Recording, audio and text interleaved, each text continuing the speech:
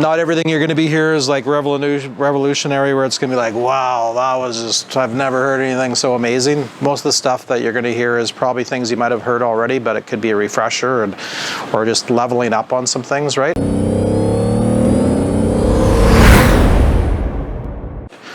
That you're already doing, but maybe need to do them at a little higher level. And just kind of, I like to do this type of stuff, so I've done it with all the departments going into 2020, because 2022 we got to start talking about next year and looking at how we did this year, and then thinking about how we can improve on next year. And I just want to say, for the most part, I'm really happy with the team. I feel like we had some growing pains for sure, and some challenges. But when you have turnover and you have lots of people leaving, it's hard to really get a full stride. So I thought a lot of times through the last 2 years since we bought the store, we'd get on a full stride, and then something would happen, and then we'd get off course, and then we'd have to start over again. But I can honestly say, like, you guys here in the team, Brad and I feel really confident now with that we have a good team and that we're stable, and we see a lot of positive things, and we're really looking forward to next year. So I thought, there's no point me getting out and having a meeting if we still had all these missing pieces to the puzzle. Now, the first thing that you want to do whenever you have a business is making sure the one pillar of people is, people, process, and those are kind of the key things that you start with and then kind of work on. So I feel we got the one pillar really good now, and now we just got to tweak and do the I's and T's on some of our systems and our processes and our policies. And for the most part, all these things that we're going to talk about is really about the customer experience, because they're really the boss, to be honest with you. Like, they determine whether they come and do business with us again. They determine how much money they spend with us. They determine, whether they give us a good survey. They determine, telling their friends and family members about us. So, we're accountable to them. Yes, we got to pay our bills, but really that should be our ultimate score. So everything that we're going to talk about today is really, we want to make more money and we want to do some things like that, but really it all comes down to, if we give really good customer experience, then that's all going to trickle down. We're all going to be better off. We're all going to make more money. They're going to be happier. We're going to retain them. They're going to come back. So I have all this. I also wanted to start off with, though, just hearing some of your challenges.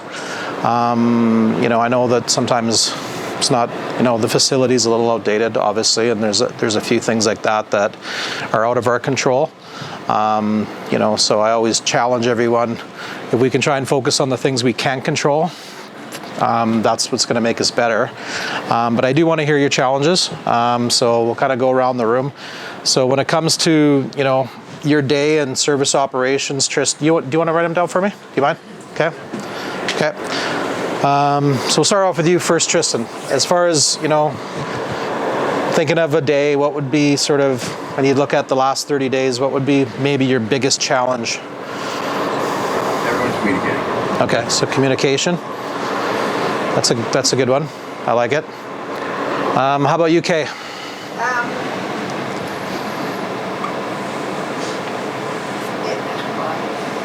We all know it's the parking lot, but challenges, it is communication. It definitely is. Okay. That's the number one thing. Pick a different one, because that one's on there.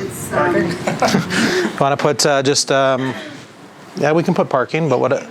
Well, communication not only with the client, but with each other. Yeah, no, yeah. You know what I mean? Like, Yeah. there's two different types of communication. Yeah, we're going to talk about that. Okay, that was a good one. Okay. Client communication and Yeah. staff communication. Yeah. Pretty much. I know Yeah. that you hit it on the head. Probably all levels of communication probably need a touch-up. Neil? Paper organization. Administration, organization. Okay.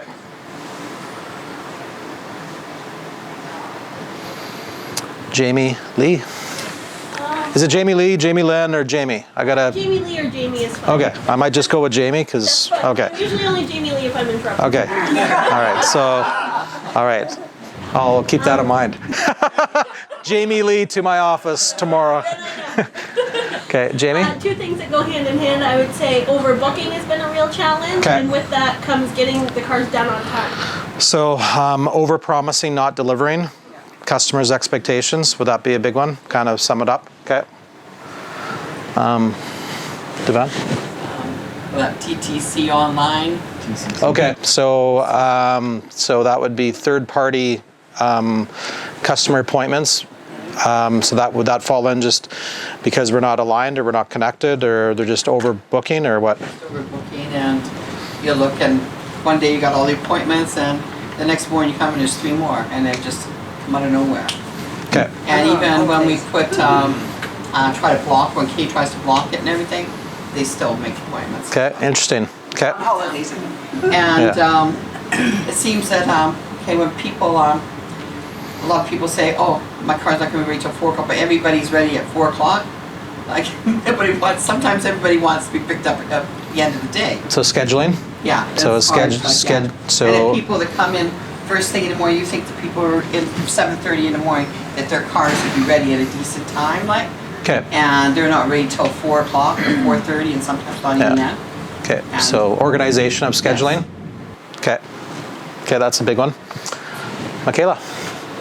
I'm still trying to figure it out myself, but I would say definitely the overbooking because I feel way less stressed when I don't have 15 to 20 people. And so the stress of being too busy sometimes? well, yeah, I mean, like Okay. I like to really focus, and sometimes I walk the person out and give them their keys, or I'm checking them in, and I don't even remember the color of the car because I got 5 other people after, and so Okay. yeah. So let's put that overbooking for over sure. too many appointments and not enough people. Okay. Did you put that? Or scheduling? Okay. Overbooking. Okay. Brian? I would say clusters of types of appointments being booked at the same time. So we're getting days that are extremely heavy on recalls, and it gets more and more difficult to have ROs that are also CP generating. Okay. So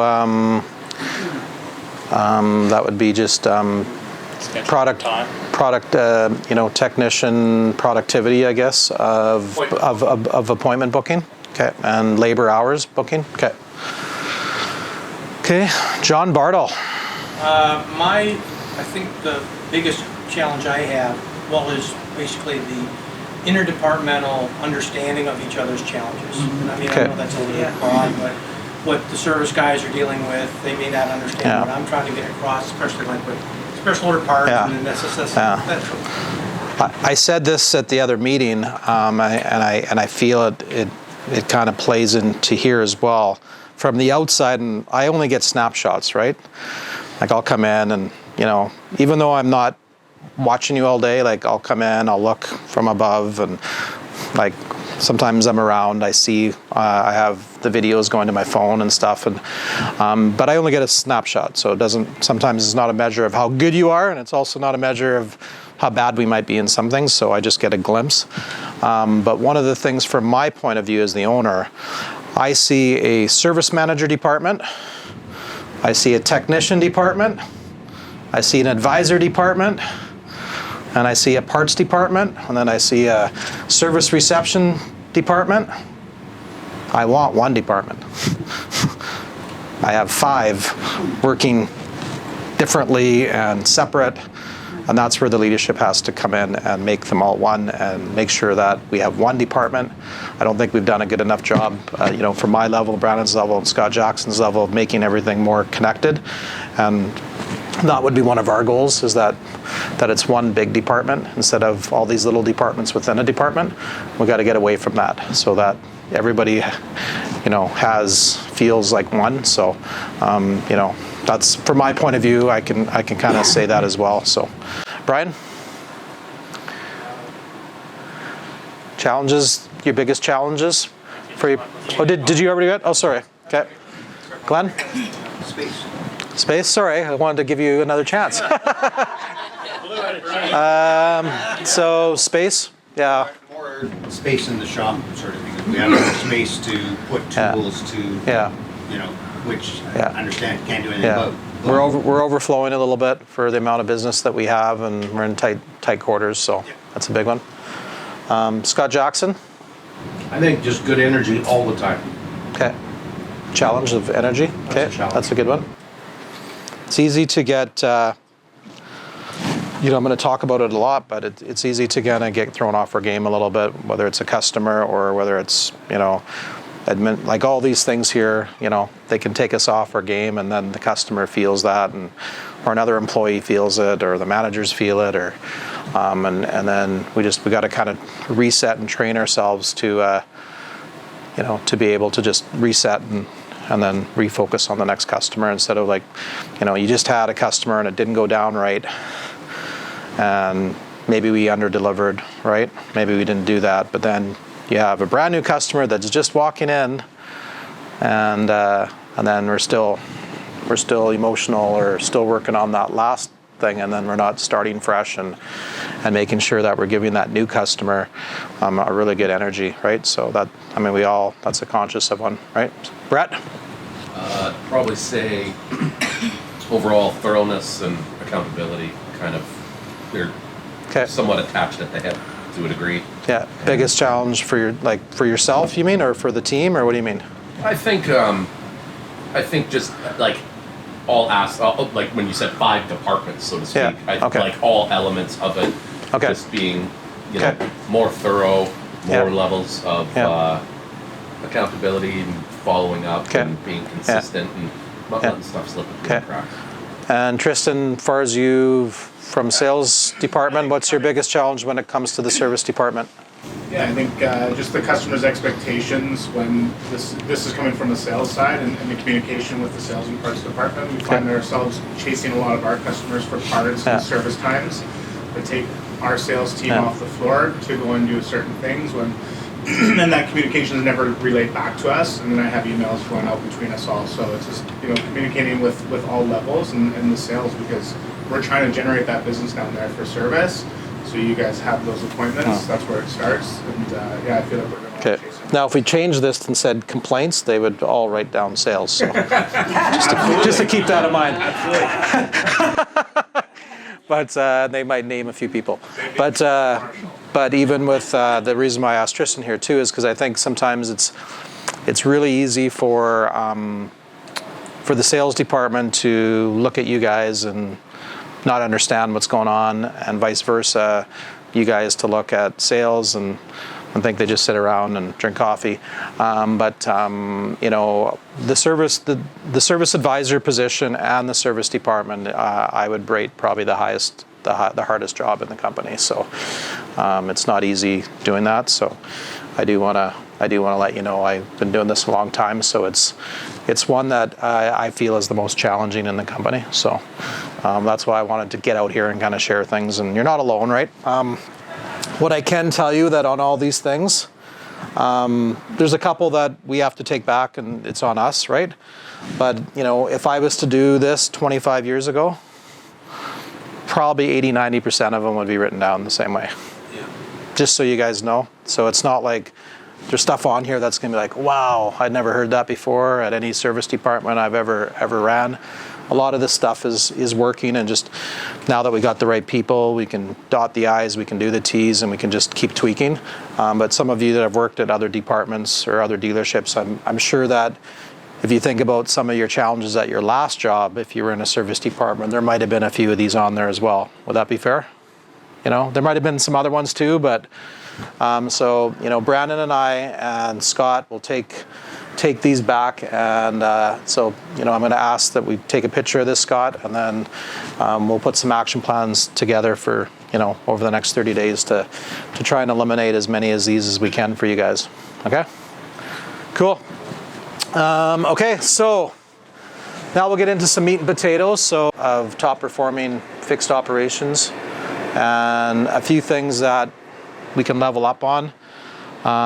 Daily plan, good energy, mindset, both the greeting and the exit interview, the status updates, the walkarounds, how our report card is. We already talked about communication, consistency, and recovery. Okay, so we'll start off with number one, and what I want to just challenge everybody is on the daily plan, and this is more just not even for service department, but for basically everyone. It's, are we set up to be real successful from how we start, right? And I think of myself, and I challenged all the sales departments recently, how do we start? What's the first hour of the day look like for us? And then when you really challenge yourself, is there some things that you're doing that might be taking you off on how some people said, yeah, I work out, I get up early, I have a great breakfast and stuff. But the opposite of that would be like, you first wake up and within the first minute you're grabbing your phone and you're spending the first 30 minutes on your phone. That might not be the most beneficial to have your brain activate that way. There's other ones where you say like, maybe you're not a morning person, right? I'm not a morning person. I can't deal with anything till 11 o'clock, and I got to have a coffee, and I got to do all these things. And you kind of have went maybe through some pattern of your life where you're like, I'm not a morning person. You've kind of convinced yourself of that now. When you really think about it, like now you're in a habit where you're not going to be truly activate, and your body trains, right? So like it's like, I'm not gonna really, really, really execute at a high level till 11 every day. Well, if that's what your habit is, then that's what you're trained. Or I'm not going to do these things, till 11 or 12 instead of like getting a really good start. So, some examples of a daily plan would be like, in the morning, as many people as possible get together and we communicate properly of what the day looks like. So, one of the other stores, and we just rolled it out the other service departments, but we have a group meeting. We have a group meeting with the techs and the advisors and the service manager, and we say, hey guys, this is what we got. This is what today's looking like. This is what today's looking like. This is what yesterday was. This is what happened yesterday. These are a few things that didn't go down as good as they should have. And these are some things we did really well. Michaela and Brian killed it on some customer pay stuff. And Jamie Lee did awesome on some warranty stuff. And this is what today looks like. We got 32 appointments. We're loaded up in the morning. We still have a battery to get done. We still have this done. Someone from parts is there.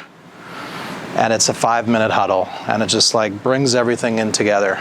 But everybody has to want that. And everybody has to, it's like that football team or that basketball team where it's like everybody's like, yeah, and they want to have the huddle and they want to communicate. As soon as people are like not good energy and like, oh, why are we doing this? Then it doesn't work. And it starts at the top, but then everyone else has to do it. You have to want to do it. You have to see that, if all their staff are saying communication is an issue, then the manager's got to look at himself and say, guess that's me. I'm not being a good communicator. How do I, as the leader, become a better communicator? Well, it starts with being more consistent and communicating more to everyone, no matter what their positions are on everything, because I think people appreciate it. So at Kelowna Hyundai, we went around the room and I was getting a lot of roadblocks and why it's not working. Why do the techs need to be there and they don't need to care and all they care about is this? And guess what? I went and talked to the techs after and I thought, yeah, actually, we would love to know what's going on. We'd love to just have that 2 or 3 minute huddle. There wasn't one guy that said, nah, it's a waste of time. So it's just one of those things. Sometimes we get in our mind what we think will work and what won't work, and then we don't, without even trying it first. So, that would be an example of daily plan, how we start, and going through the room. So I'm kind of just maybe interact with all you guys. Like, can you give me an example of starting or a habit that you start? And I'll give you an example for me. Like, it's kind of a funny one. I've been putting on my socks last for 20 years. It's the dumbest thing. I get dressed all suit on, looking real sharp, put on my socks last, and then I actually have psoriasis, so I put cream down on my ankle sometimes, and sure enough, when I put my socks on last, I have to go like this, and then I stain my suits. But it's because it's a habit. And some habits are not good for us. Some habits I have, I walk around with a stain on my knee some days because of this bad habit. You guys, what's going on with this suit? Probably some of you. It's because I have a bad habit that I haven't changed. I haven't changed putting on my socks from the start to the end just because I didn't commit to something, right? And so with you guys, can you, I just kind of want to go to the room. Can you think of maybe a daily plan of something either you do really well or maybe something that you could change for that first hour of the day? And do you agree that maybe if you really mapped out, what you're going to accomplish? And like another one that I try and really emphasize to people is if you're not going to write out your plan, what exactly you can accomplish, Like, this is what I'm going to do. These are the things I got to do. I got these 10 customers. I got this. I got to do this. I start every morning by either at 7:30. I know what my day timer looks like, or I've looked at it the night before. So on my way to work, when I'm driving, I already have a very clear indication of what I got to try and accomplish today. Like, so when I step on that, when I walk into the dealership, I have a very clear vision of what I'm trying to accomplish. I don't need to get to work, drink a coffee, go on my computer, start looking at, and then by 10 o'clock, then I'm putting my plan together. I started to put my plan together at 7 a.m. And, some of you guys are multitasking. I got a few things on the go too sometimes. So I just feel that I need to do that. Okay, so kind of going to go around the room of maybe some daily plans of some good things or some maybe things that you think might be deterring you. Robin, we'll start with you. Anything that comes to mind? When I come in, the first thing I do is all the cash stuff from the, and so this is a bad habit that I have. It'll set my whole day, and I have an expectation of the time it should take and how well it should go, and I find I stress a bit if I get interrupted. So that hour, I like to get all that done and put away, and that can really set my day. And it seems minimal, but yeah. So that's something that I have been thinking about, maybe changing it later, so I'm not, as for the day. Interesting, yeah. Yeah. Okay, anything that you can think of? I do know that's a tough one because I get up at 5:30. Yeah. I try to arrive here 20 to 30 minutes early. Yeah. I look what's coming in. Yeah. I print out the next week's schedules. I give it to John. Yeah. Some really good habits there. Yeah. And then I can move forward with my day. As soon Yeah. as I unlock that door, I'm not turning my computer on. My computer's on. Okay. I'm ready to go. Is there a bad habit you think that there's something that maybe that's a bad habit of the first hour you do in the day? First hour I do in Or the day? the first 2 hours maybe? Here or at home? Doesn't matter. I probably hesitate to get out of bed at 5:30. All right. Hit the snooze a couple times. Okay. Thank you for sharing. Neil, anything? Hesitate, I roll over and go, no, I'm not getting up. Neil, anything? Organization basically is Okay. taking a look at what didn't get finished yesterday and figuring out if it's going to get finished. Okay. Now that might be a good habit, might be a bad habit. But Okay. it's my work. Okay, good. Jamie? Bad habit, I don't do anything until I have my coffee. Okay. I set my coffee maker the day before, so the first thing I do when I get up, put my creamer in my coffee, and then have my coffee. All right. That's okay. Function before then. Okay. But every day, either I start the night before and finish up in the morning. I usually get here about 6:30. Nice. But I go through all the appointments, Awesome. so I know everything that's coming in. I know if any are coming in for Tristan, if any are coming in for Brandon, or for Brian, for Michaela. Oh, that's awesome. That's so great. What's on the docket for the whole day for every appointment. That's so great. Awesome. Devon? Devan? Yeah. I always Devan, sorry. Hey, Van. Devan. I never have 2 days in a row the same. Okay. Because they'll say, I'll look to see if there's shuttle rides, right? Yeah. But half of those aren't shuttle rides, and all the rest that aren't shuttle rides are shuttle rides. Yeah. And I come in early every day. Okay. Because I like to, I just don't like to walk in the door and start. Yeah. And I like to go out and clean up make sure everything's okay with the shuttle vehicle and everything. Warm it up for people and stuff. And then come in and kind of start the day and see what's going on. Okay, cool. Do you guys gonna get where I'm coming from? Glenn, what do you think of that idea about having a team meeting at the start? Do you think the guys would want that? Okay. Okay, is there any reason why we can't execute that? Zero reason. Okay. Scott, is there any reason why you don't think it's a good idea? Okay. Okay, so basically what it looks like is, and it doesn't, even if you weren't here, like, I'm fairly confident that anyone could do it. Like, even if Glenn had to pinch in and do it, or Brian, or Michaela, or Jamie could take it on and say, hey guys, this is what we got going on, and you bring everyone together. You bring everyone in together. It doesn't need to be this massive 30-minute meeting. It's called a huddle. It's the huddle. Hey guys, these are the good things from yesterday. These are our challenges for today. This is where our CSI is. These are the key points. We've got to really work on this. Technicians, we've got to work on the vehicle settings. We're still not 100% yet. Advisors, the status updates, reminder. And guys, I just want to compliment these advisors. Did a great job on this yesterday, and you know what, we're going to have a great day. So we still got a few things that we got to work on and get through the shop. We're working on closing out your work orders. Scotty J's here, blah, blah, blah. And then it's part of this good energy thing next, where we really set the day proper with the huddle. So, okay, so I'm going to challenge you to get going on that. I really think it would help with that number one, communication, which a lot of them talked about, right? Okay, cool. So moving along. So the good energy. So I want to talk about a little bit about good energy, because we talked about a little bit, like good energy is kind of like that vibe that it's kind of just overflowing with you. And you know, no matter, when someone has really good energy, no matter what happens, they can resolve the issue. They don't get flustered. Now, bad energy, what happens is we become emotionally responsive. So we respond by getting emotional. And it doesn't help the customer, and it doesn't help anyone. And so it's not easy, because sometimes we got things happening, but I'd really, really challenge people to not have emotional responses, especially when you're dealing with customers. You can't. You have to just reset, and you have to do it. And I used to say to some people, I said, like, especially if, you know, for advisors and managers who, you know, you got a challenging job, like, I put it in my daytime. I have a thing in my Outlook where it comes up at noon. How's your energy? Because I've already had 3 or 4 hours of work. And there's a good chance that I might have been throwing a few curveballs, you know.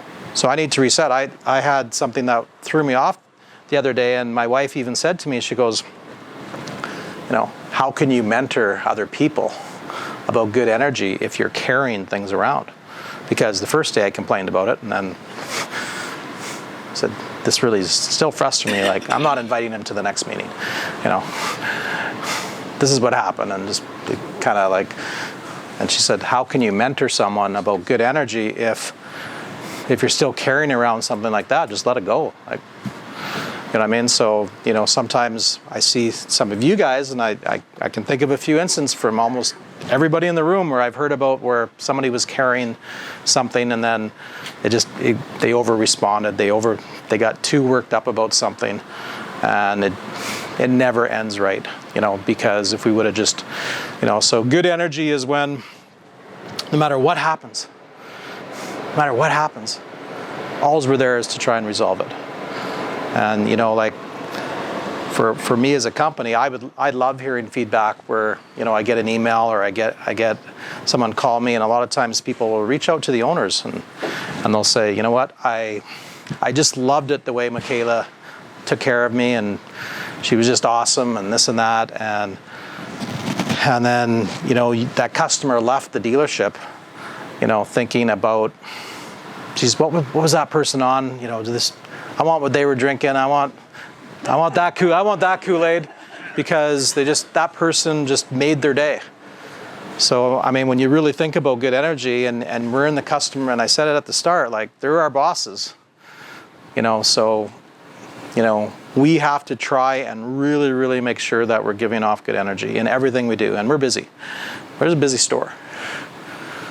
So, you know, and I challenged everybody. I said this means managers too, you know, and I challenged everybody at the last dealership that I was at. That's what a team is. That's what a team had. If Kay's getting worked up about something, John needs to take her aside and say, Kay, go for a walk. That's not good energy, or vice versa. Because I had a talk with John a while back. Okay. You know what? You know what I mean? That's the end. You follow, like, we got to hold people accountable, like, you know, and that means the managers too, right? But we got to be a team. So if someone is, because I'll give you an example, like someone's dealing with Tristan, right? They come and deal with Tristan, and they're with him, but guess what? They're all, and you know, he's helping them out, but then they have a bit of waiting time. in the office. They're watching how Kay answers the phone. They're watching everybody. So it's like this movie set. It's like this movie set, and all of you are the prop in the movie. Even if you're not the main character, you're the supporting character in the movie. And even when Tristan is the one dealing with that customer, they're watching Michaela, and they're seeing how she interacts. And so the whole energy aspect becomes not just one person, it becomes everything. So we have to hold each other accountable. And we have to make sure that we're, as a team, when you notice something's not right with someone, that we say, hey, let's snap out of it. Let's get that energy going. And that means the managers too. You know, any manager should be able to take feedback from an employee and say, you know what, the energy isn't good. And he should have enough humility that he should realize it immediately, that he's affecting the team in a negative way. And the manager's job isn't easy. Sometimes they have very stressful situations, but the energy is important to everything. So do you guys think that's a good idea, that you now become accountable to each other, and the energy is so important? Now, can I go around the room and get an example of bad energy and an emotional response that maybe has happened to you in the last 30 days that you can think of? Tristan, let's start with you. Me? Just Tristan. No, bad energy. We know the bad. So we're trying to, guys, and I want to be clear on it, guys. Like, I've been doing this for 30 years. There's nothing that you're going to say or I haven't seen. I don't need to hear about how good everybody is, okay, and all the good things you're doing. I want to hear about the challenges and how we can improve. So if you're not going to share with me things that like I said, on the sales guys, I said, give me your weaknesses, and one person said, I don't know if I have any. I can't think of any. Well, that was his weakness. His weakness was he didn't know that he had weaknesses. So my point is that this meeting is to challenge us to level up. We can't level up unless we really share on the things that we're not good at, and unless we admit that sometimes we do get emotionally responsive, and how that affects the customer and how that affects. So I'm not gonna make everyone do it. I'll pick certain things, but on every one I might ask 2 or 3 to share a story. So Tristan, can you share a story of maybe something that happened in the last 30 days where you knew that you gave out bad energy and there was maybe a response of that you could have done better? Example? Frustration? Yeah, just trying to get things sort of warranty, I guess. I guess I was a little more disappointed with the customer actually at some points, but okay. Yeah. Hey, that's a good one. Yeah. The customer kind of said something to you or did something that you weren't happy about? Yeah, there was in poor state, something to cover or. Yeah, so they were unhappy with that warranty wouldn't cover it, then you had to communicate with them, something like that. Brett, can you think of an example? Yeah, I had a scenario on Monday, actually, where a customer came in and the company we used to do appointments had promised something and completely went off a script in terms of a discount that was to be provided. Okay. Instead of getting up and talking to the customer, I kind of talked from my desk and said, hey, just bear with me, let me do what I'm going to get onto the phone with the guy, and just kind of, yeah, just give me a sec, yeah, I'll look at it. And when in actual fact, I should have gone up and gone over. Yeah. And in retrospect, it was $18. Yeah, so in that case, they didn't feel you were proactive, and like giving them enough attention, right? Because and chances are your mind was on something else and you wanted to finish it, and there could have been other examples. But energy is so important for management, and I really want to stress that for the managers in the room. You gotta be leaders, guys, when it comes to energy, because you influence so many people. And I really, really challenged every manager in my company to reset. Some of you may need to have that reminder go on every hour. I'm not meaning that some of you may need, it's called Outlook, it reoccurs, okay, it's called the reoccurrence. Okay, well, you can set it for every day, you can set it for every hour, you can set it for every 15 minutes if you needed to. Scott Jackson. But the point is that it's just unhealthy. It's unhealthy for us not to have good energy. So I'm going to really challenge everyone. Smiling is so important. And like, yeah, but I mean, but you can still be happy. People know by your body language and how you're talking to them if you're happy. I go into this one all the time, good energy, and it kind of, some of these are all connected, right? With the greeting and, so like you talk about good energy, we can talk about the greeting. How's our greeting? Is the first thing the customer sees a happy face and a welcome to our dealership? I do this training like, Glenn, if you invited me over for supper, I want to walk you through an analogy. If you invited me over for supper, what would you do before I got there? Pardon me? You tidy things up? Okay. What would you serve me? Hamburgers. What if I was a vegetarian? Vegetables. Would you make sure that you knew what my dietary concerns might be before you invited me over for supper? Would that be important to you to at least make sure that you knew a little bit about me? Probably. Okay, because if I have an allergic reaction to something that you fed me and then died in your kitchen, it might not be a good thing.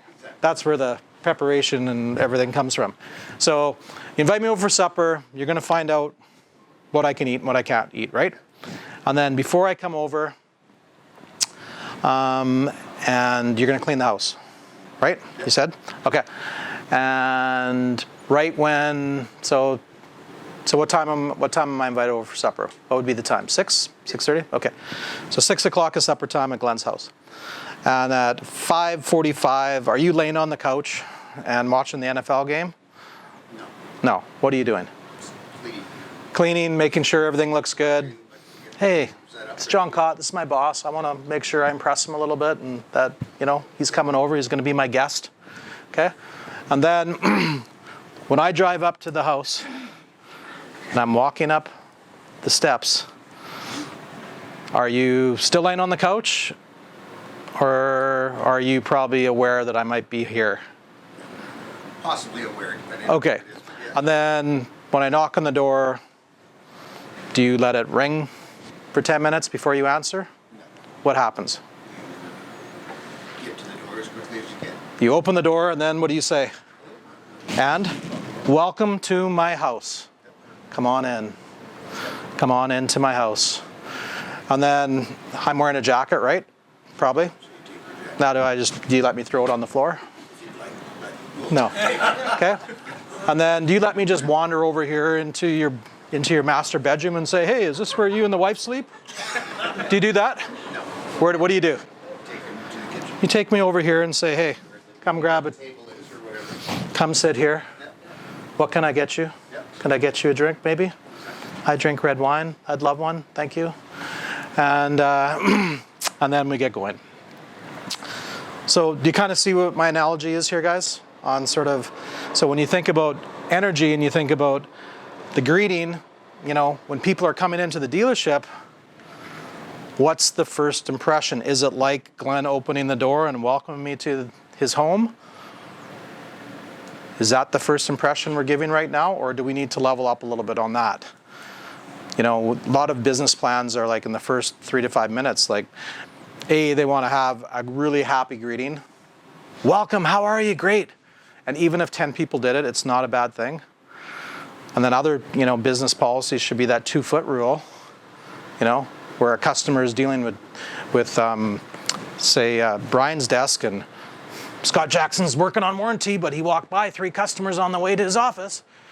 And the customer seen him, made a head contact, but Scott was focused on the warranty and didn't say hello. That's part of that prop in the movie set. Maybe John Cott came down and needed to talk to Brett about something, and 3 customers were there, and then he didn't say hello, and they knew me. They knew that I was the president of the company because they seen a TV commercial. And then I didn't even say hello to them. Imagine the opposite if all of us had this 2-foot rule. All of us made sure that greeting, no matter whose department was in, was just, hey, this is our culture, this is our energy, and we're all going to really try and level up and focus on it so that people do feel welcome like they did when I came over to his house. So it's just a little analogy. And the greeting is, I say this all the time, like first impressions are so important. And that happy, smiling sets the tone for the whole experience. So you gotta really nail the greeting. Now the opposite thing is the exit interview, because we can kind of screw up sometimes. Maybe something happened, like you said, we under-delivered. We under-delivered. We didn't get the car fixed in the time that we said we would. We're throwing a little curveball. We still have a chance to recover here. It's at the end. So we have the first impression, and then we have the lasting impression, the last person they see. So, got to level up there. Now, this is a challenge because we just worked an 8-hour day. We're tired. Wow. I'm exhausted. I've been here since 6:30. Got the customer, John Cott's, coming in at 5 o'clock. He's a bit of an alpha. He's kind of a demanding, and this is my last customer. But it's that Academy Award movie set prop again. We got to turn it back on, and we got to give that welcome back. Welcome back, John. I know we ran a little bit late on your vehicle today, but we're able to get this done, and I want to really thank you for dealing with us and giving us an opportunity to work with you. And you actually walked them out to your car, like you said, which is a really good finish. And I see that all the time where it's like, hey, it's on aisle 4, it's up there, and then, the customer's out, and then they come back and they're like, where did you say it was? I was beeping it. Oh, sorry, it's up on the roof. Let me go get it. And that's the lasting impression. So, when we do talk about energy, we gotta really greeting and exit interview. So I'm kind of going all over the map here. I want to talk about this one real quick. Recovery. I had some fun with this at the last meeting. Okay, Scott, can you read my writing there? It says, I am sorry. Okay, it says I'm sorry. Okay. Brandon, can you say it? Yeah, I'm good at it. Okay. Can you say it? I just want to make sure you can say it. I'm sorry. Okay, can you say it again? I never heard you say it before. I'm just kidding. Can you say it? Absolutely. Can you say it? I'm sorry. Can you say it? I'm sorry. Can you say it? I'm sorry. Can you say it? I'm sorry. Michaela? Can you say it? Sorry. I'm sorry. Can you say I'm it? sorry. I'm sorry. I'm sorry. I'm sorry. Okay, everybody can say it. Wow, we got that out of the way. We all know that it can be said. But why is it so hard? Why is it so hard when we make a mistake to just say it? When I get the complaints from the customers, when they get to me, it's usually they say no one said they're sorry yet. Because all we were trying to do was justify why something didn't go wrong, didn't happen. They don't care. They don't care why it happened. They want to know you're sorry, and they want to know how you're going to resolve it. So what do you think the first thing we should say is? It's part of good energy. You can recover no matter what happens. Well, the first thing I'm going to say is, you know what, Kay? I'm really sorry that we weren't able to give you the service, meet your customer expectations. Why don't we do this? I'm really sorry, Glenn. I wasn't able, to hit the time limits we said. I want to thank you for doing your business. I know we didn't hit the time. I'm sorry about that. Here's what we're going to do. Now, if something's big, and I said it to the last group, I'm really okay. I have no problem if you guys have to give an oil change away. You don't need to run and ask him to give away $40. I mean, if it's an oil change and you're giving away $40 every second day, I'm going to say, hey, come on, there's something going on here. But everybody in the room I trust enough to make a good business decision for me, or I wouldn't have you as an employee. So that means if there's a big bill and something happened that didn't go down right, then Brandon and Brett and Scott should be able to trust you enough. If you have to give away an oil change, then just do it. We'll back you. But it doesn't mean you're going to, you do it every time just for the sake of doing it. There's got to be some checks and balances, but it's about the recovery part. We have to be able to recover when things don't go down right. And you guys have some challenges with how busy you are and with the space and everything. But the first thing you got to be able to do is say, I'm sorry. with a smile, admit, hey, kind of screwed up here. We know we should have called you. We know we should have done that. And I could have handled it a lot better. I could have handled it a lot better now that I've had a chance to look at this. Could have handled it a lot better. So here's what I'm going to do. Then it's easy. So, you know, can you think of some things maybe that we probably didn't recover right because we didn't have good energy and then we didn't know how to say we're sorry, and if we would have just said we're sorry, hey, the parts aren't in. Is that your fault? Could very well be. But is it, a lot of times is it your fault? Hyundai told you they'd be here on Wednesday and they didn't show up. Whose fault is it? It's our fault, ultimately. It's Hyundai's fault. Do you think the customer cares? No, we are the ones that are the responsible party. They don't care. What do they care about? They care about the car. They care about getting the repair done. They don't need to hear that Hyundai told us this and blah, blah, blah, and there was a freight liner in Asia that went, you know, that a whole bunch of sea cans, you know, fell off, like giving you guys some examples, but they don't need to hear that. They don't care. How's it going to affect them? You know what? We're given some bad news today. I'm really, really sorry, John. There's been a delay in the parts. COVID happens with every industry right now. Our car didn't come in. You know, don't have parts, computer chips, blah, blah, blah. Sorry. This is how we can make it right. Proper way of identifying customer experience is when you have to recover, you say you're sorry, and then how do I make it right? That's what sorry is about. I'm sorry. This is what I'm going to do to make it right. Okay? Because I make lots of mistakes, but I'm really good at saying I'm sorry. And it works, guys. It works. So good energy, having the proper mindset, the greeting, and then that exit interview. No matter what happens, we gotta finish strong. We gotta finish with the good energy. Even if you didn't meet all the customers' expectations, it's really hard to be unhappy with someone that's giving me good energy. If they're happy and they're like, hey, you know what? Here's your car, we cleaned it. And just, you have a good energy about it. But if you're fearful and be like, then, you know what I mean? So you almost got to reset and rethink about, you know, on how you act, on how, you know, I've seen everybody in the morning. I've seen everybody, you know, all of you, I've watched you. Sometimes you guys just nail it. You guys just nail it, you know, at the start. You know, that needs assessment, the walk around, everything. It's a 10 out of 10. But if I had to challenge some of you, it would be that you could level up right here on the exit. You know, that's where I think we could be like, how's our energy on that exit? Okay, so that would be one that I would really challenge you guys on. Okay, we're going right around into the status update. So I'm going to ask everybody in the room, who has a pet here? Do you have one? I have a bunch, yeah. Okay. What kind of pet do you have? I have 2 dogs, 2 cats. Okay, what's your dog's name? Nala. Nala? Yourself? No pets? Yep, cat. Cat? What's her name? Theodore. Theodore? Yep. No pets? 2. 2? Dogs, Sparky and Reno. Sparky and Reno. One, Roddy. Roddy? King. His name's King, yeah. King? Okay. No pets? Currently in between. 2 cats. 2 cats? Yeah. Their name? Milo and Bailey. Milo. Kit Kat. Okay. 2 dogs, 2 cats. What's your dog's name?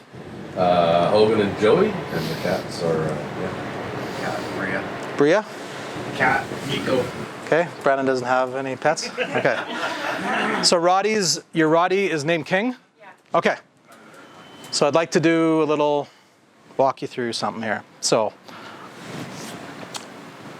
Roddy over the weekend isn't acting proper.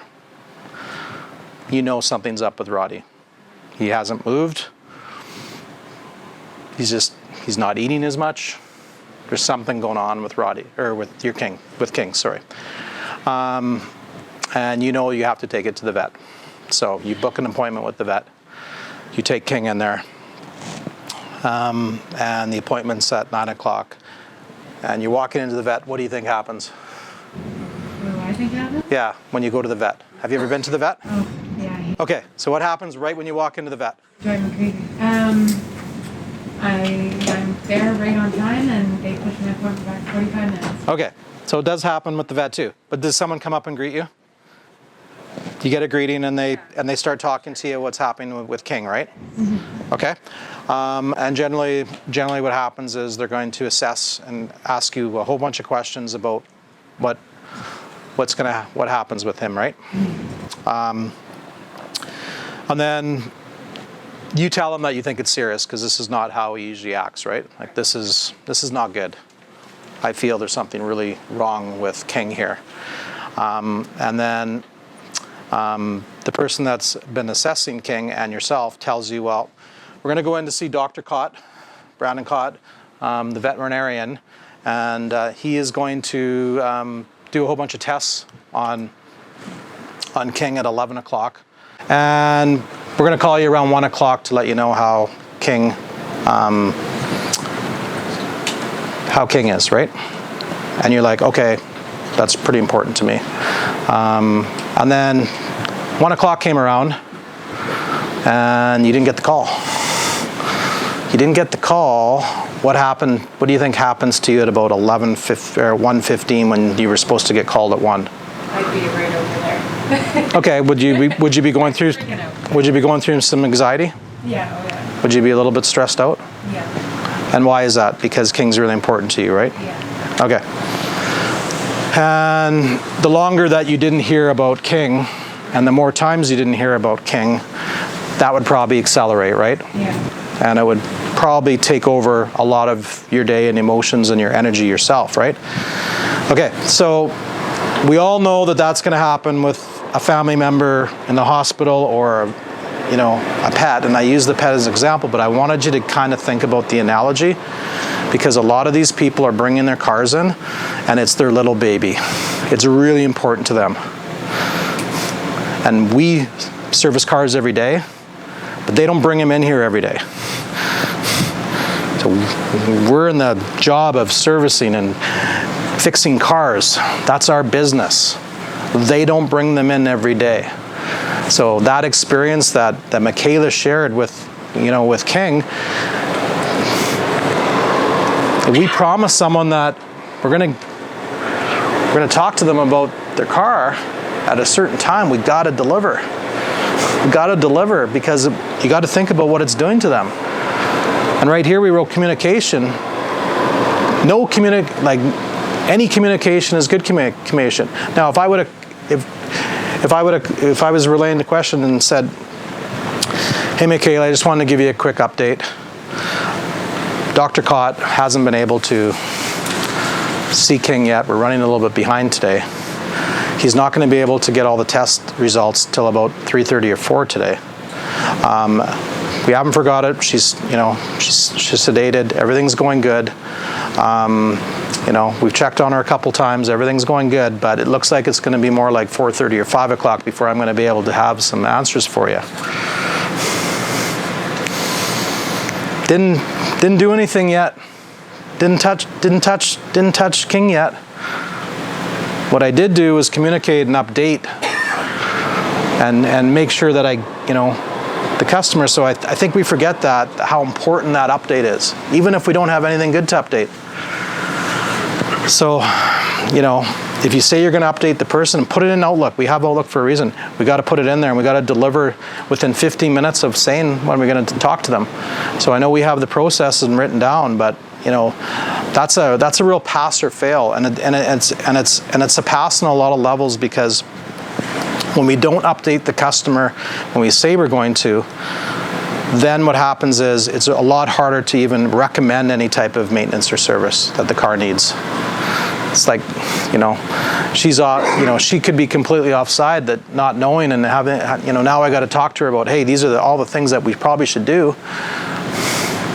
It's not the way I want to have that relationship when I have to tell her some big things that are going to affect the outcome. So it's really, really important that we deliver on the status update. So I hope the veterinary analogy was kind of a light that went on. You guys kind of realized, because these customers, that's their car. They take pride in it. I think of Trina, she's going to bring the car in. She's going to ask 100 questions. At that exit interview, she's going to be wanting to know which tech worked on it. She's going to know everything that happened to it.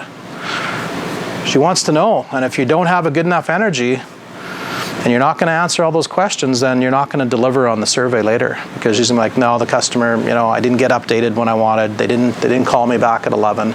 They said they would. And then when I started asking them a whole bunch of questions, they got defensive. They thought I was attacking them. Well, no, I'm one of those people, and she tells me, like, I just need to know every detail. So everybody has different things. So if someone's a detail-minded person and they're talking with someone that's not detail, and just kind of like, hey, this is what we did, boom, here, I'm on to the next customer. And then that detailed person wants to get into like the nit and gritty. I want to know like what is going on. Michaeline wants to know every single thing about King. And we didn't deliver that, then that can change. Do you guys kind of get where I'm coming from on the status update? Yes. Okay. So that's a big one. Like I said, all these are connected, and it really makes sense here. Okay, the walkarounds. How are we doing on the walkarounds, Brian? Fine now. We're doing a lot better now that we're using the forms correctly. Okay. Actually circling where damages and going over the customer once we're at our desk. Okay. What do you think the biggest benefit of the walkaround is? CYA. Pardon me? CYA. What does that mean? We're covering our butts. Okay. Okay. I would say that's one benefit. I might not say it's the most important, but Neil, what would you say? Pardon me? Rapport. Building rapport. Yeah. Now, using the same analogy of the veterinarian to the person's car, I want you to think big picture here. So you're walking out to the customer's car and you're walking around the car with them and assessing it and saying, okay, here's a little bit of information. This is what we're doing. You're talking to them a little bit. They're telling you about their car at the same time. It's building rapport, but it's really is what I call a transfer of trust. Just like Michaela was transferring trust to the veterinarian and the doctor about her pet, now they're giving us a transfer of trust of their vehicle, and that's when it needs to happen. And you're not going to really trust someone if you don't get to know them and they don't show interest. And so the walk around is really designed to do a proper needs assessment on the vehicle, find out a little bit about the vehicle, make sure for our sake that we know everything about it. And then the biggest thing is for the customer to hand you the keys and transfer the trust of their vehicle to you. And you need to get that. That's why the walk around is so important. And the walk around, if it's done properly with really good energy, you will see the customers really, really feel good about that transfer. And so that's why I really highlight the status updates or the walk around. Sometimes I think you guys think, I'm busy, the customer didn't come with me, I just went and walked around it, or you had someone else do it, or it's not about the form. It's not about the form. It's not about them signing the form. It's not about making sure the correct mileage is on it, although that's part of it. It's not about making sure that the car isn't damaged, because we have a lot that it could get damaged on, and we want to make sure that, it's about transferring the trust of them giving us their car to work on, and you guys acknowledging it. And it's like that's that agreement right there, okay? That's why it's so important. So there would never be a time we wouldn't want to do it. Because when is there ever a time you don't want to have transfer of trust between the customers and us? I have a little bit of input. When it's raining, a lot of the times, like, I know for me, like if it's raining and I'm driving I don't want to go back out in the rain to my car. Yeah. So I always give the customer the option, like you can wait here if you like, I'm going to go do a quick walk around with your vehicle. Yeah. I wouldn't do it. I wouldn't do it. I would grab an umbrella. Yeah. I mean, if someone doesn't want to do it, but I think if you really get in your head the reasons to do it and why it's so important, then, I would, out of 100 times, I could convince 100 people, because I would tell them, I would use the word. These word tracks that I'm giving you, you can watch it after. This is a transfer of trust between me and you, Jamie. I want to make sure that you trust me with your car. It's going to take us 2-3 minutes. We want to go through everything. I want to make sure that I get all the mileage done. That's ever going to happen 100%. I get that. I'm not silly. I'm not stupid. But if we have a goal of 100 and we only execute something 90 or 95, then that's cool. But as soon as we as soon as our goal setting becomes exceptions for this and exceptions for that, then we start executing less, and then things aren't quite as good. So on that one, so the walk around is really good. So you said Rapport, transfer trust, really good. The report cards, how we making out on these, Michaela? Better? Yeah. Okay. I kind of wasn't doing it for a while, Okay. but it's been good. Okay. Yeah. Okay. How about you, Jamie? Good. Yeah? Brian? Okay. Yeah, I staple one to every work order when I'm done. Okay. Put it in that. Tristan? How you doing on them? Good? Do you guys, do you see the benefit of them? Like, do you know why we do them? Okay. Okay. Now, everybody knows what a report card is. Everybody went to school. They know what it's for. So, you know, what I like to do is I like to really share, you know, because we want to make, so a lot of times when we call people back, and even I've called people back and I'll say, hey, you gave us a bad survey. And I just want to know you know, because some of these things were pretty alarming to me when I seen them, and I called the customer and they said, well, no, Michaela was awesome. She did a pass. It was just this one little thing.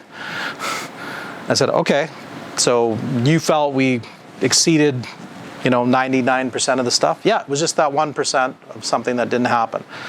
And most times it comes out, especially with older generation people, they believe that when they give you a 7 or 8, that's pretty good in their world. They've been trained that, like we talked about habits at the start of the meeting. Their habits is that when they went to school, 70% was pretty good. You know, so if we don't tell people that a fail is 90%, then we're kind of setting ourselves up for failure. So how I like to do on the report cards is I like to say, hey, listen, is there any reason, Kay, why you couldn't give me a pass today? I'll tell you what one customer said. Yeah. Nobody ever deserves a 10. Nobody is 100%. Okay. So that was Okay. right. Yeah. So yes. So what I'm saying is, if you reword it and say, I didn't ask for a 10. I said, is there any reason why you couldn't give me a pass today? Right. Do you think I passed? And they're going to say most times yes. And if they say no, then we got to do something about it. Well, no, you failed, and this is why. I'm right under recovery. I'm sorry. I didn't able to meet your expectations, and then I go into that. But if I ask someone if I passed, and they say yes, then I'm going to say, okay, well, just so you know, Hyundai's world of passing this is how it is. So here's a few things that, you know, you're going to be sent a survey. We've done it up. Here are the things they're going to be asking. So I'd really appreciate if you felt that I got a pass, that you fill it out with a pass, which is these all have to be filled out this way. And then most of the times they didn't know how to fill it out properly, but they were happy. Now, we don't want people filling it out improper that are unhappy. That wouldn't benefit us at all. We're not trying to kink the system. I don't want, if someone's truly unhappy, to give me a 10. I want to know why they don't want to pass me. So we're not asking you to do that. We're asking you to make sure that the people that are happy know how to fill it out properly. There's a completely difference, and if you don't know the word tracks to get that, then that's why we're not getting good enough surveys. So I want to really focus on the ones that we're doing really well and making sure they know how to fill it out, and that's where the report card comes into play, right? So it's that little tweak here and there. So that's really all I had, guys, today for the meeting. What time are we on? 6:30. Pardon me? 6:28. See? Perfect. Go ahead. I had a question for you. Yeah. Do you find, like with all the dealerships that you have compared to ours, do you think there's a lot of similarities and just like it's crazy here? And I feel like a lot of these things on this board, like we could approve everything on that board by that board. Yes. And like, our parking lot's getting smashed into, we got glass everywhere. Yeah. We don't have that at every store. We don't have the parking that you guys have. As far as all these, like if you take away the parking, Kelowna Hyundai, all these were written on theirs if you look on their video. Big communication problem. Department's not communicating at a high level. Organization isn't at a high enough level. So these are struggles with really busy dealerships. And so we know we need to drill down and tighten up, and especially when you have new people. So both dealerships, you know, we got so big and then people left and moved on for different reasons, and then we need to rebuild the team, and then both dealerships now. So some of the smaller dealerships don't have the stresses you guys have. And just the question is the fact that like let's do the 40 appointments if we have them. Why can't we do them? Well, I want you to do 40 appointments, but not if you can't give good customer experience. Right. I won't jeopardize the customer experience. So you guys need to tell me, you advisors and the techs we need to know, it's like that sweet spot, right?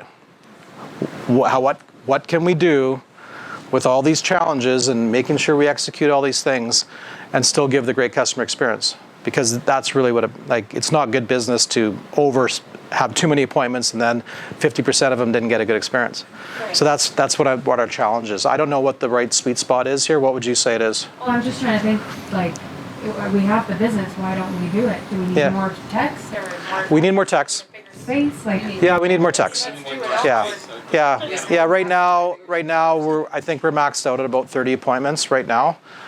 So we could go to 40, 50 appointments if we had more techs. So just yeah. Just a little bit, not actually the one thing that he didn't ask me, about the challenges earlier, but as a leader, I'm looking at, and I'm reviewing this past year, the past 10 months, my biggest challenge would be holding the service department accountable, because as a leader, it's my responsibility to build the team and make sure there's the proper staff downstairs. In my opinion, up until probably the last 30 days, we haven't had it. And it's been really struggling for me. It's hard for me to go down there and, talk to advisors about CSI when I only have 2 of them and they're handling 30 appointments, 15 each. That's not fair to them or for me to come down there and, start harping on people, well, we gotta do this, we gotta do this better. That isn't fair. So that would be my biggest challenge for the year. But I will say this, some of these guys, some of you guys here, like Neil, Kay, John, they've seen some stuff this year. When I took over the dealership in January, I think there was a 2-week period we only had 2 techs. People were calling in sick, it was Glenn and Alex, right? So throughout they were moving cars. Yeah, we got them throughout the course of the cars, year, it's my biggest challenge is in holding the team accountable downstairs in the proper way, because we just haven't had the right staff and the right team. At one point we had 2 technicians, now we got 6, we had 7 we created. For the most part of the year, we haven't had a service manager, we haven't had 2 advisors, but now that we have this built, that's where this meeting comes into play, right? This is the first time we've had a staff, we're hoping to just grow on this. But to answer your question, yeah, we do. I've had an ad posted for technicians the entire year. Yeah. I haven't stopped. It's just been really hard finding people. Even looking at yourself, Miguel, I'm just so new to come into it, so I'm just trying to. Yeah, hiring. Yeah, there's not an oversupply of technicians or the ones that. There's no oversupply of advisors either. Just look at yourself. You 2 months ago had no experience. Now this is the things. But it's a great question. Our plan is to keep ramping up once we add the people. Right. So we were trying it with 3 advisors, didn't work. So now we have 4. Neil's going to add support where needed. So we're going to keep growing. But yeah, we know we need a couple more techs, and we're going to keep growing and doing that. So the goal is still to have a better facility and better property, and that's where I come in, and I'm working on that behind the scenes. But we've done great numbers, and everything's been great for the challenges we do have. So can I just say, for someone that answers the phones, I answer about 350 calls a day. We definitely have people that want the service. I just can't tell them yes when we, as you say, we can't give them the service. Yeah. So yeah. The potential is there. We just need. Yeah. So and that'll be where senior management comes in, and we'll do the baby steps. So now we think it's 30, and then once things grow, then we'll go to 35, and the goal is to get to 40 at some point. So I want to end with I always like to hear from you guys.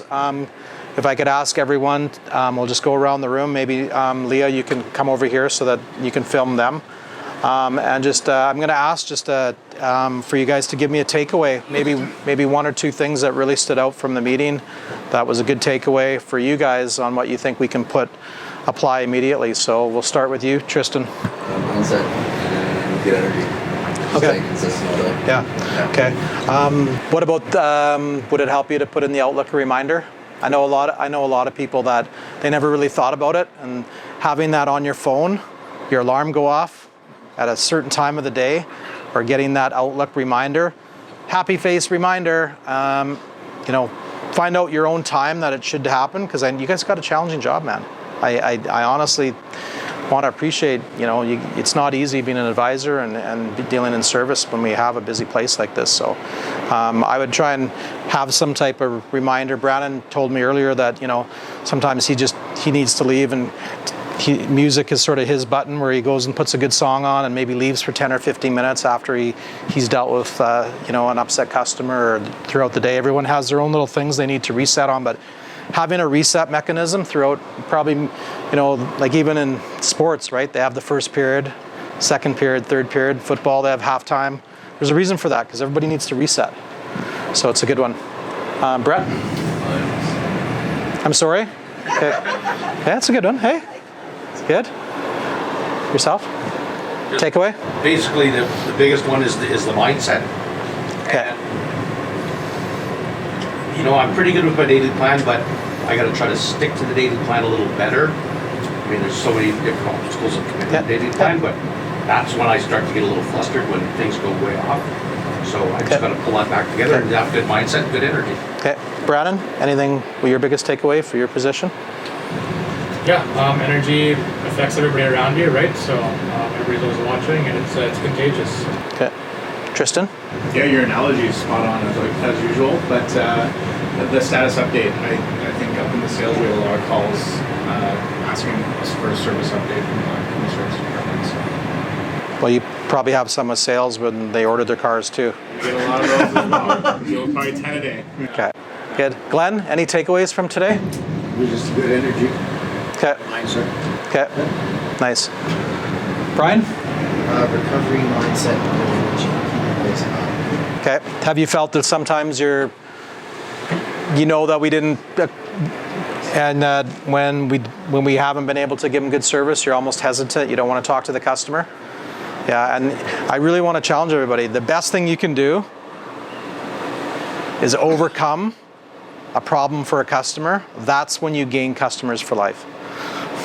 You have to really think about it that way. Like, solve their problem. Even if we were the problem, like, just figure out a solution and do it with good energy, and then it just makes everyone feel better, and you'll feel better too. So yeah, sometimes I find that when things go down wrong, we're so hesitant, we're afraid, we're fearful what's going to happen, instead of just like attacking it, right? So, John? Well, I'd like to just say that we can apply this to our own internal operations as well, not just strictly the external customer. Yeah. Status updates, service to me to them, communication, feedback. Yeah. Just that sort of. Yeah. It applies to all of us. Yeah. Not just. Yeah. Well, in your department, you affect so much, and one of the biggest things was, they said, communication, right? So, as being one of the leaders, you come up with an action plan on how to help. That would be awesome. Michaela? Biggest takeaway?